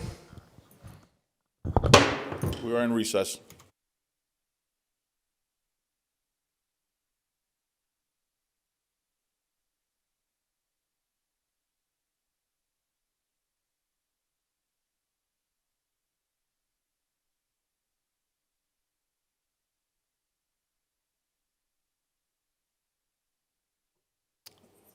Senate is back in order. Senator Cannizzaro. Thank you, Mr. President. I would move that the previous action to refer Senate Bill 496 to the Committee on Finance be rescinded. Okay, you've heard the motion. All those in favor signify by saying aye. Opposed, nay. Motion carries. Senator Cannizzaro. Thank you, Mr. President. I would move that Senate Bill 496 be referred to the Committee on Revenue and Economic Development. Okay, and there are no objections, so ordered. Assembly Bill 464, introduced by Ways and Means, makes an appropriation to the legislative fund for costs relating to anticipated building renovations and construction. End of bill. Senator Lang. Thank you, Mr. President. I move that we refer AB 464 to Finance. If there are no objections, so ordered. That concludes Order Business 10. Order Business 12, second reading. Assembly Bill 21, introduced by Commerce and Labor, revises provisions related to persons engaged in the transmission of money and certain related activities. The people of the state of Nevada, represented in Senate and Assembly, do enact as follows. Section 1 and Section 1. Are there any amendments? There are none. SB 21 is ordered to the general. AB 21 is ordered to the general file. Assembly Bill 27, introduced by Commerce and Labor, revises provisions relating to contractors who provide management and counseling services on construction projects. The people of the state of Nevada, represented in Senate and Assembly, do enact as follows. Section 1 and Section 1. Are there any amendments? There are none. AB 27 is ordered to the general file. Assembly Bill 29, introduced by Commerce and Labor, revises the grounds for disciplinary action against a licensed contractor. The people of the state of Nevada, represented in Senate and Assembly, do enact as follows. Section 1 and Section 1. Are there any amendments to the bill? There are none. AB 29 is ordered to the general file.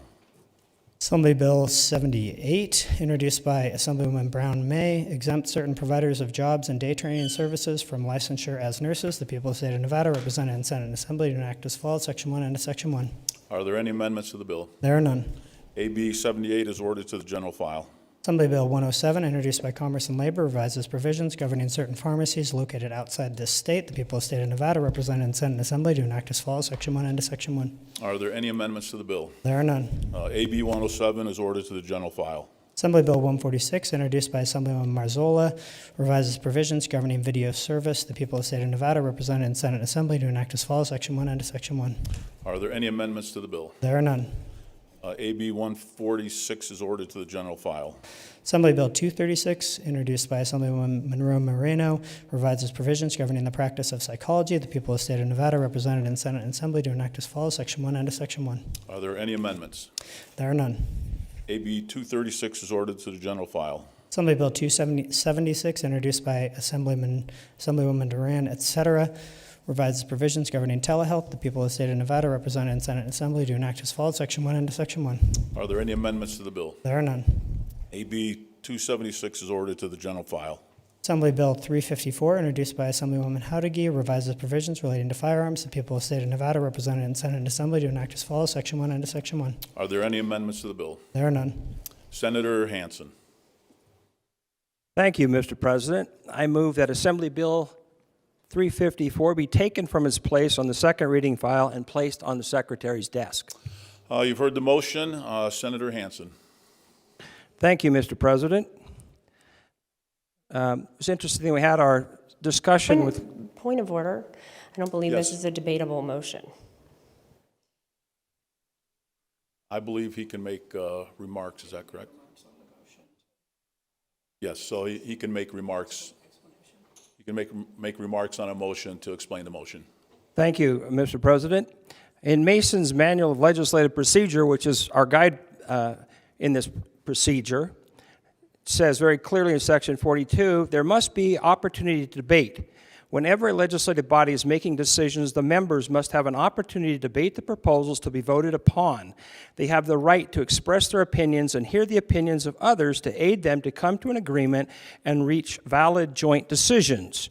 Again, in Section 56, it reads, before the members of any legislative body can reach intelligent decisions, it is necessary that they understand the subject upon which they are making a decision and the effect of any decisions they are making. To accomplish these purposes, an opportunity is given for debate on all questions of business to be decided.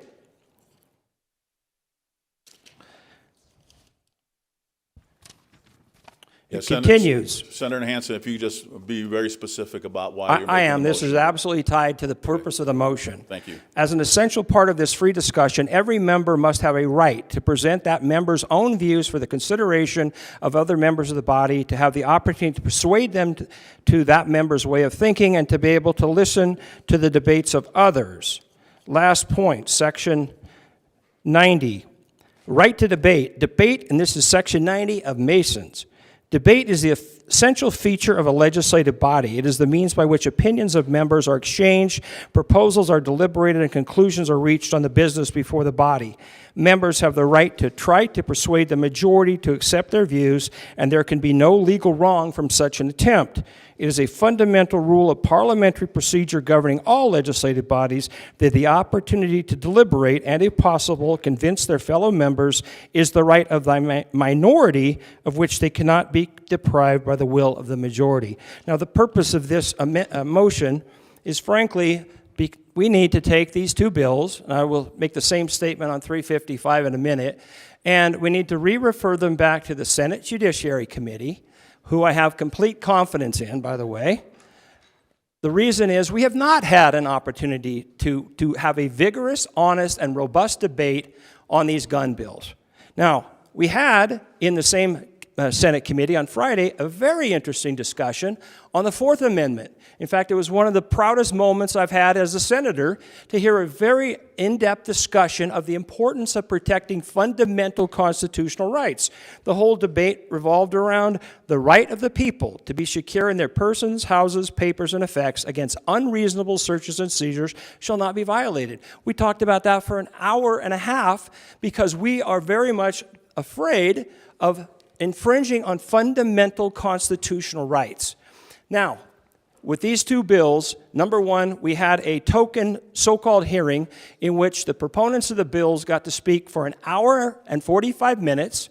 The opposition was literally given 1 minute each to discuss it. And when it came to the Senate, we put it on a concur, and it shouldn't have been on that. Real quick, though, I want to just give everybody in this audience, especially those of you from Clark County, an example of the one group that wanted to speak on that bill and was denied the opportunity. For those of you that have heard of SHOT Show, SHOT Show is the biggest convention that comes to Nevada. It brings over 60,000 visitors. They generate at least $200 million in sales in Clark County. There are 2,500 exhibiting businesses that come with that.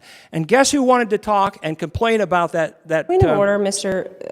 President. I'll be finished in 1 minute. Through the Secretary of State. Senator Cannizzaro, go ahead with your point of order. On a motion to place a bill on the Secretary's desk, it's not a debatable motion. The movement can make a reasoning for why it is being placed on the desk, but I believe that we are now in the position where this is an ongoing debate and it is out of order, and would ask for this body to respectfully rule the same. I'm going to wrap it up, Mr. President, right now. Yeah, wrap up the why purpose, you made the purpose of the motion is to redirect that bill back to a committee so we can have a serious discussion on it. And I'm just simply pointing out the type of people that wanted an opportunity to present their concerns about that bill and were denied it. Thank so you. I would urge my colleagues Point of order, to Your vote Honor, in favor of that motion. Point of order, Senator Mr. Cannizzaro. President. Again, we are debating. There can be a reason for it being placed on the Secretary's desk, but this is not a debatable motion. Thank you. All right, you've heard the motion. All those in favor signify by saying aye. Aye. Opposed, nay? Nay. Motion fails. Roll call, Mr. President. Okay, Senator Hansen has asked for a roll call vote. I need 2 senators to stand in support. I see Senator Titus, Senator Stone, and Senator Buck. So the Secretary will call the roll.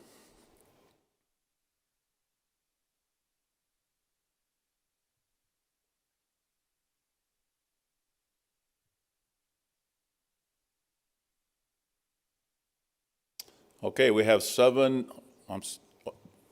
Does anyone want to change their vote?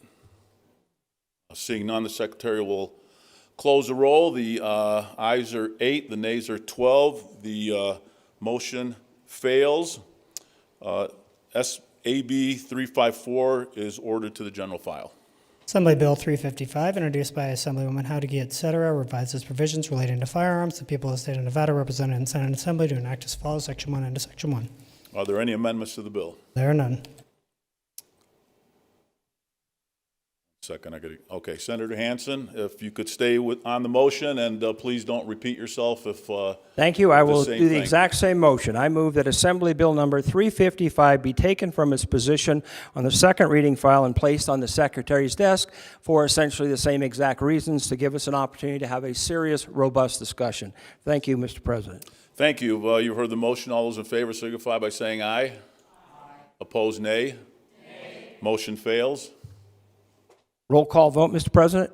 Okay, do I have 2 senators standing in support? I see Senator Stone, Senator Titus, and Senator Buck. The Secretary will open the roll.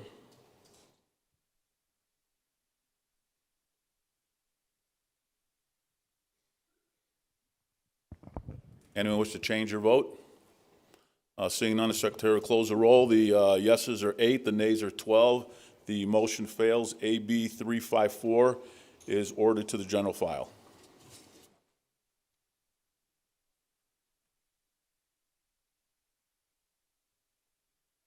Okay, I read that wrong. AB 355 is ordered to the general file. Thank you. That concludes Order of Business 12 and the business of the desk for this legislative day. We are on Order of Business 16, remarks to the floor, introduction of guests. Do we have any remarks from the floor? Senator Hansen. Thank you, Mr. President. Actually, the first thing I want to do is tell everybody Happy Mother's Day. My mom passed away about 3 years ago. So Sunday is Mother's Day, and we won't meet before that. So on a very positive note, I think my wife and I share a very unique experience in serving the legislature. We have 8 children together, and while she's very proud, I know, to be called an assemblywoman, just as I'm proud to be called a senator, by far the greater titles for both of us is mother and father, and nowadays grandfather and grandmother. So I want to start with that. Second issue, the question of the financing for the Oahe School District building. Just want to give everybody a little reminder of that. We're getting towards the end of the session. I know that the chair of Ways and Means on the Assembly side is working pretty aggressively on it, but I just want to keep that issue in front of this body. And last, now is obviously the time to discuss real quickly my concerns over those 2 gun bills that I just tried to get moved back into the Senate Judiciary Committee. I would like to compliment first the Senate Judiciary Chair. She has done an excellent job, and like I said, we have a very interesting debate on the Fourth Amendment. We need to have that same debate, though, on the Second Amendment. The Second Amendment, very much like the Fourth Amendment, says a well-regulated militia being necessary to the security of the free state, the right of the people to keep and bear arms shall not be infringed. And just as we had a very good debate on being very, very careful in something that sounds very simple, but that is simply to allow the police with probable cause, rather than with a full-on search warrant or court order, to be able to put a tracking device on somebody's automobile. And the reason it was a robust debate is because we could potentially be infringing on a fundamental constitutional right. That same exact principle applies when it comes to the Second Amendment. The Second Amendment, the First Amendment, and the Fourth Amendment are the only ones that have the clause, the right of the people, in it. It is an individual constitutional right. And so as we go forward with this gun debate, we want to make sure that not only do we be exceptionally careful about not infringing on fundamental rights, but that we have a thorough, robust, and invigorating debate on what exactly that constitutional provision means and how far we can and should or should not go. I also want to remind everybody, the Nevada Constitution also has a right to keep and bear arms. Section 11, number 1. Every citizen has the right to keep and bear arms for security and defense, for lawful hunting and recreational use and other lawful purposes. So I would suggest strongly that SB 354 and SB 355 are fundamentally flawed in that they're very questionable on the constitutional side of things. And last, here's the biggest issue at all that I'm worried about.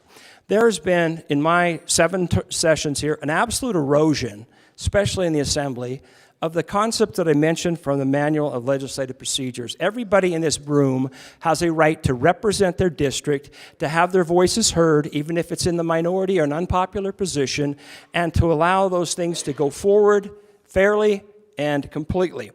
I think back to my sophomore year when I had Marilyn Kirkpatrick, who was the Speaker of the Assembly. Marilyn, to this day to me, is the gold standard for how to do it right. We had 10 minutes to speak on the floor. She encouraged all of us to engage aggressively in debate. She made sure that every committee, both sides were given full and fair hearings so that when the policies were passed, they were passed with the full knowledge of all the legislators voting on them. So I want to just say a little thank you to Marilyn Kirkpatrick on that. But what I've observed, less so in this House than in the others, and that is, in fact, it's kind of a national trend. You know, you see on college campuses, which used to be where free speech was encouraged, we see people literally screaming and yelling and forcing people to not be able to express an opinion that they find offensive or disagree with. That's not the way it's supposed to be in America. And when I see that kind of stuff going on in these chambers, where we have in the Fourth Amendment discussion I mentioned earlier in the Senate Judiciary Committee, that discussion did not take place in the Assembly. In fact, the individuals for the district attorney's office told us that when she came and testified that she was denied the opportunity to present her concerns on that bill. Now, to our credit, on the Senate side, our chairman not only did a great job in doing that, but she ensured that everybody got to discuss it. And we had a very interesting discussion between the public defenders, the law enforcement people, and the district attorneys, as well as a great deal of input from people on the committee who actually have experience in these areas. That's how it should be every time in every committee in this place. And when I hear of chairmen of committees shutting down debate, shutting down opportunities for people to ask questions, and then going on the floor, like I'm doing right now, and expressing opinions, that's a fundamental right of every legislator in this building, including the ability to say opinions that you may not agree with. So I'm concerned of this erosion of what we should all consider a fundamental principle for all of us. Whether you like what I'm saying right now or not, you certainly should not deny me the right to be able to express those views here. And that's why I quoted from the Manual of Legislative Procedures, which Claire Clift, ironically enough, was one of the main writers of. So if we really want to honor Claire and people like her, we should make sure that when these issues go forward that are controversial, that every legislator in the Assembly and the Senate, that all the chairs, that all of us in leadership positions make sure that the process is carried out as fully and completely as possible so that the policies that we pass in this state that affect 3.2 million human beings are completely vetted so that every aspect of them are carefully reviewed, and especially especially when dealing with fundamental constitutional rights, that we do not infringe on those in any way, shape, or form. Thank you, Mr. President. Senator Hammond. Thank you, Mr. President. Mine's not going to be as weighty as this. I rise because I wanted to say a few things about my family. When you come up here and you serve, a lot of times you leave your family for an extended period of time, and you can't do it without support of your family. And I know my daughter is listening right now, so I want to make sure she understands how I feel about her. 2 days ago, 18 years and 2 days ago, her mother and I packed up and we went to San Diego. And as we were approaching San Diego, we were informed that our daughter was on the way. And then she was born on the 9th of May at 11:11, I believe it was, 11:11 at night. The whole time my wife and I were given updates because we weren't there. As you know, that's the part of the adoption process is we weren't in the hospital itself. The next day, early in the morning, not even 12 hours later, we got to see her for the very first time. Matter of fact, I think it was, I think, and I know Olivia, you're listening, I think I was the first one to get to hold you. That's because the whole room was filled with her birth mother, her birth mother's mom, her grandmother, her sister, her aunt, and my wife. And so there was nothing but females in the room, only one man. And they thought, all right, we better let this guy at least hold her for a little bit before we take over. So that was the way it was. Today, we pretty much celebrate like a whole week for our children, because on this day, we actually picked her up and took her into our custody and took her to my wife's family's house in Oakland, or close to Oakland. And so today is the day we actually took custody of her. And so I wanted to make sure I wished her, Olivia, a happy, happy birthday. She's 18. She's adulting. She's been doing that for 2 days now. I don't know how successful she's been, but apparently, okay, she's doing all right. She hasn't done anything dumb yet. And I wish her all the best. But I love her. And, we do miss our kids and we miss our family when we're up here. And so I just want to make sure that she knew how I felt about her on this day that is really important to her as she goes forward. Thank you for the time.